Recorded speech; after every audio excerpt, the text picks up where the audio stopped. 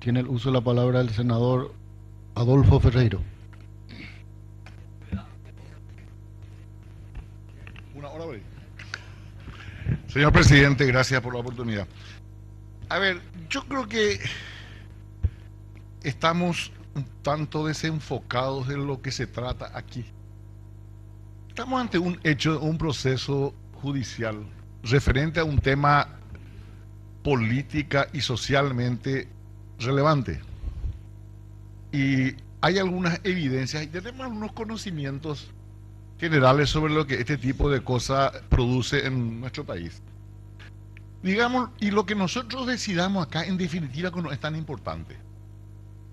Porque fíjense que las mediciones que se han hecho por distintos medios y por empresas especializadas en ocultar la opinión, menos del 10% de la opinión pública considera que este juicio ha sido justo.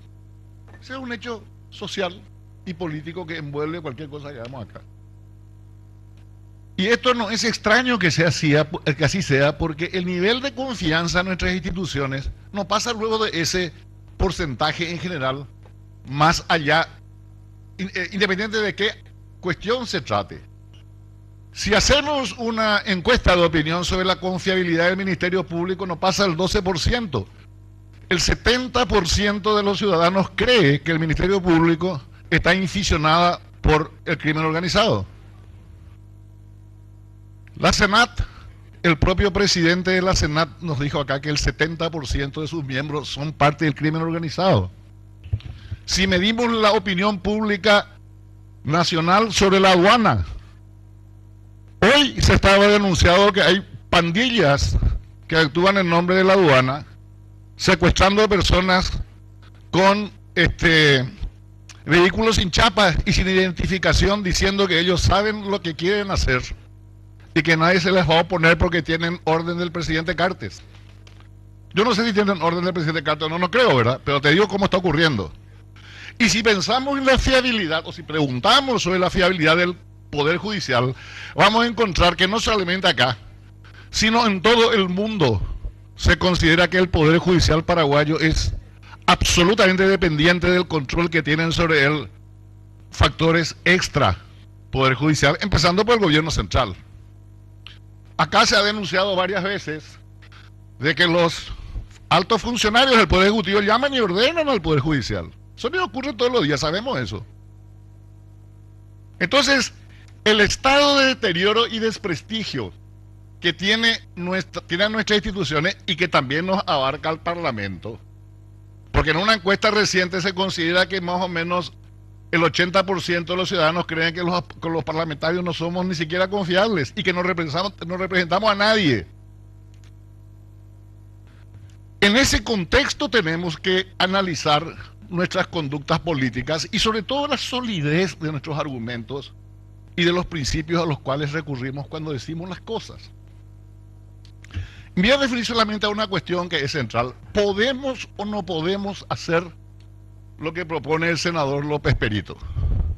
Creo que ya otros que me precedieron la palabra, otros que me precedieron en esta exposición, como el senador Hugo Richard, no han recordado casos que incluso lo hemos hecho. Lo hemos hecho. Y se ha recurrido acá al artículo 248 de la Constitución Nacional para decirnos que está prohibido que hagamos esto. Y yo me permito discrepar con los colegas que así opinan y algunos periodistas que ya escuché que dijeron eso por ahí. Y es muy sencillo, hay que leer lo que dice el artículo 248. ¿Qué es lo que garantiza la independencia del Poder Judicial? O sea, ese artículo 248 regula o prohíbe o impide actuaciones que atentarían o disminuirían la independencia del Poder Judicial. Y dice, queda garantizada la independencia del Poder Judicial. Solo este puede conocer y decidir en actos de carácter contencioso. O sea, en los pleitos solamente puede decidir el Poder Judicial. Yo le pregunto, ¿esta comisión cómo va a incidir en el conocimiento y en la decisión si ya es un juicio terminado en la instancia que se quiere investigar o que se quiere conocer? Lo que está prohibido, perdón, es que, por ejemplo, el Poder Ejecutivo, que es el que hace todos los días eso, le diga a los jueces cómo decidir en un pleito. O sea, aquella famosa expresión del presidente de la República cuando dijo: en mi gobierno no vamos a perder ningún pleito. Eso es incidir en el proceso, porque le está diciendo a los jueces: ustedes no resuelvan contra el Estado, violando las garantías de igualdad que presume el régimen de Estado de Derecho republicano y democrático, que el más pequeño, el más alto actor en un conflicto, que es, en este caso, el gobierno. Esa es una ideología. Ya está, soy prudente, ni siquiera creo que lo haya dicho con mala voluntad. Lo dijo como una promesa política, pero que implica un desconocimiento del principio, y eso después se aprovechan los perros. Entonces, para aclarar las ideas, entonces, ¿qué es lo que prohíbe el 248? La injerencia en el proceso decisorio, como que, por ejemplo, el Congreso le diga: no le juzgue a fulano, o le diga a un juez o al sistema tribunal: absuélvale a mengano, o condénele a sultano. Acá no hay ninguna posibilidad de que se interprete una actuación del Congreso en este momento en incidir en un proceso judicial, porque el proceso judicial está acabado. Y lo que realmente sería objeto de una investigación acá fue la actuación del Ministerio Público, o sea, de los fiscales, en esta causa, que es una causa de importancia pública. Sigue diciendo el 248: en ningún caso los miembros de otros poderes ni otros funcionarios podrán arrogarse atribuciones judiciales. Es decir, ninguno de nosotros puede ir mañana a pretender ser juez de paz o secretario de juzgado, o hacer las cosas que tienen que hacer los funcionarios del Poder Judicial. Y dice así también: ni revivir procesos fenecidos. ¿Quién está pidiendo revivir un proceso fenecido? Nadie está pidiendo eso. Incluso en el sistema penal se pueden revisar los procesos después por procedimientos que son atribución normal del Poder Judicial. Ni paralizar los existentes. No le estamos diciendo desde esta comisión o desde este Senado que paralicen un proceso. El proceso terminó, primera instancia, que es lo definitivo, y lo que va a ocurrir después no sabemos. Pero no se le está diciendo acá a la Cámara de Apelación eventual que haga una cosa u otra. Ni paralizar los existentes. No le estamos diciendo que se queden quietos. Nadie le dice al Poder Judicial: suspendan este procedimiento judicial o este juicio. Ni intervenir en cualquier modo en los juicios. No vamos a intervenir en el juicio, no pedimos intervención en el juicio. Entonces, ¿qué es lo que nos está diciendo la Constitución? Nos está diciendo con precisión lo que está prohibido hacer, e incluso establece las sanciones. Pero ojo, yo quiero que se le aplique un poco este artículo al Poder Ejecutivo, que interviene aviesamente en todos los... y que le puede dar nombre y apellido de los abogados y los procuradores que hacen eso. Tengamos cuidado con eso. No carguemos nosotros con un sayo que no nos corresponde. Yo no recuerdo acá ninguna decisión de este Congreso que haya sido al cual se le pueda aplicar esta disposición del 248. Entonces, no está... Y en el derecho público pues tenemos que ser precisos conceptualmente. No hay una sola cosa que se esté proponiendo que sea susceptible de violentar el artículo 248. Y si alguien me dice lo contrario, no tengo tampoco terquedad como para no escucharlo, pero no lo veo. La lectura es simple. El derecho público se lee con un método riguroso que, aplicado a esto, nos lleva a esta conclusión. Entonces, les ruego que me escuchen también un poco esto que está ocurriendo. Hay un principio fundamental del derecho en el Estado de Derecho, en la República Democrática, que es que todas las resoluciones judiciales son criticables. No hay que olvidarse, eso es un principio central del liberalismo jurídico. Todas las sentencias deben ser públicas, deben ser fundadas, deben ser confrontadas y son criticables. Y la bibliografía jurídica paraguaya tiene muchos buenos libros basados en la crítica de las sentencias judiciales. Ese es un derecho y es un principio. Y lo puede hacer cualquiera.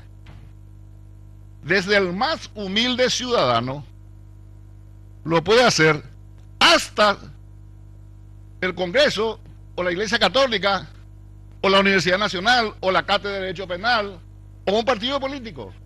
Es un derecho sacrosanto del sistema jurídico que nosotros pretendemos tener, que es el de la crítica a la sentencia judicial. Creo que en eso estaremos de acuerdo todos, ¿verdad?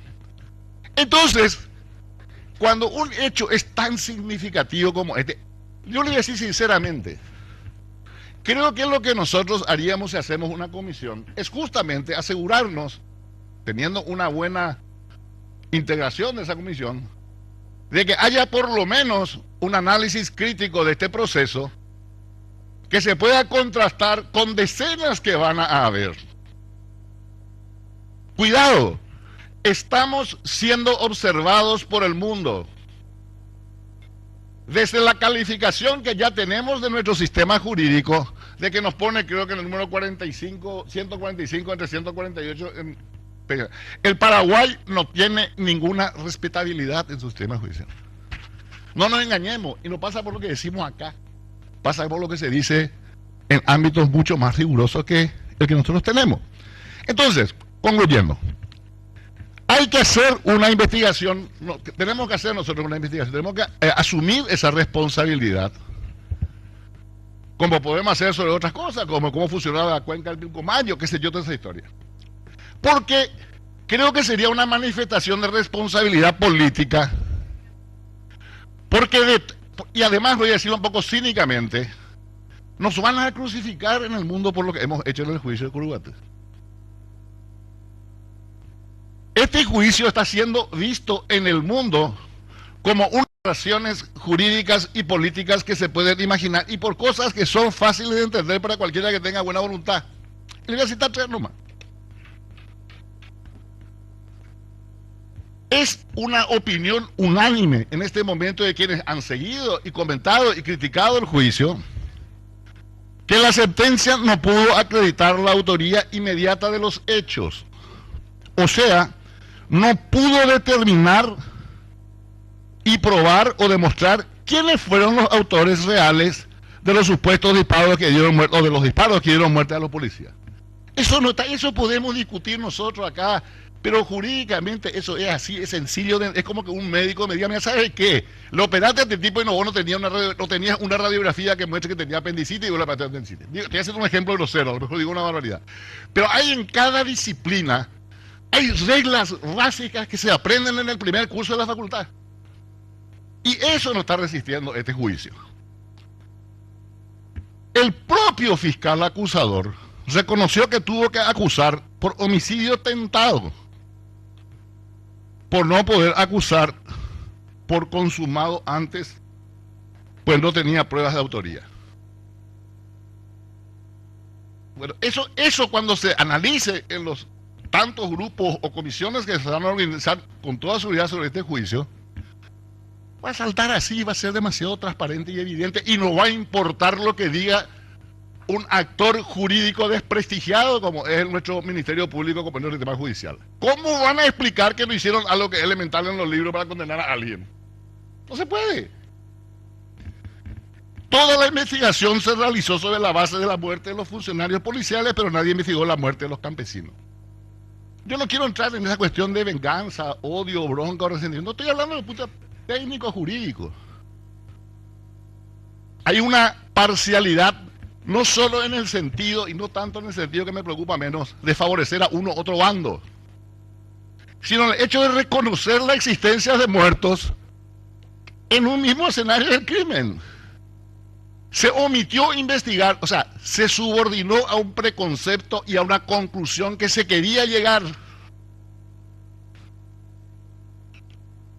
Y después cambios de calificación, etcétera. Se dijo también acá, defendiendo el juicio, yo no estoy atacando el juicio, pero se habló, por ejemplo, del debido proceso. No hubo debido proceso, señores.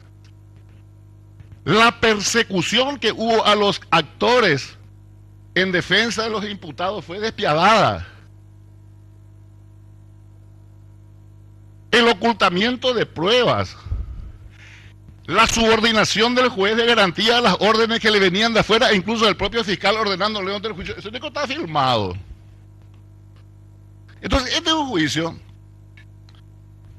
que va a ser probablemente repudiado en la historia por lo que está mal como juicio. No estoy haciendo ninguna cuestión de que porque hayan sido condenados o no los procesados, sino por la manera parcial y subordinada a una instrucción política foránea al sistema judicial, que es lo que condicionó este juicio. Y todavía se va a tener que investigar algo que es mucho más grave, que no investigó este juicio, que es la famosa autoría moral. ¿Quién organizó? ¿Quién dirigió? ¿Con qué objetivos? Eso se investiga en un crimen. Si mañana a mí me viene un sicario y me mata, no se puede quedar la investigación en el sicario. La investigación va a ser quién le mandó al sicario. Eso es lo que se llama la autoría moral o la autoría intelectual del crimen. Todo eso la fiscalía omitió en su trabajo y lo omitió con intención política. Porque ahí viene la segunda parte que descalifica esto, que el mundo, y en el mundo, y acá, lo que se está diciendo y se va a seguir hablando mucho tiempo, es que este juicio se montó para encubrir a los autores morales de un operativo criminal, que alguien lo montó con algún objetivo, no sé quién. Lo que se objeta es que el Ministerio Público no solamente no investigó en ese sentido, sino que impidió la investigación en ese sentido. Cuidado con eso. Cuidado con eso. Y por eso se justifican, y con esto termino, señor presidente, las comisiones de investigación de todo tipo que se hacen sobre procesos amañados o donde el sistema no haya sido capaz de indagar en serio en lo que tenía bajo su observación y juzgamiento. Y esto tiene antecedentes históricos. El famoso caso del yo acuso de Solá, en el caso Dreyfus, las investigaciones del asesinato del presidente Kennedy. No se olvide que el documento final que cierra, no sé si bien o mal, el asesinato del presidente Kennedy lo hizo la comisión Warren, que era una comisión encabezada por el presidente de la Corte Suprema de Justicia. Las investigaciones en todos los congresos sobre cuestiones de interés público y de grave trascendencia institucional. La comisión Russell sobre la guerra del Vietnam. Es decir, en todos lados hay investigaciones. Y nuestra pequeña autoridad política deteriorada y desprestigiada no va a poder tapar con el dedo lo que de todas maneras se va a estudiar, y yo creo sinceramente va a llegar a conclusiones muy gravosas para el prestigio de la justicia paraguaya y de nuestra responsabilidad política sobre lo que es en este momento un proceso de destrucción sistemática de la credibilidad de nuestras instituciones. Gracias, presidente. Perdón. En cuanto a lo que aludió el compañero, esto que hay de esto de enjuiciar políticamente al presidente Carter, discúlpenme, colega, no creo que así sea. Pero le pido que le transmita al presidente Carter que si se ve en la situación de ser enjuiciado políticamente de una manera injusta y perversa, yo lo voy a defender con mucho gusto.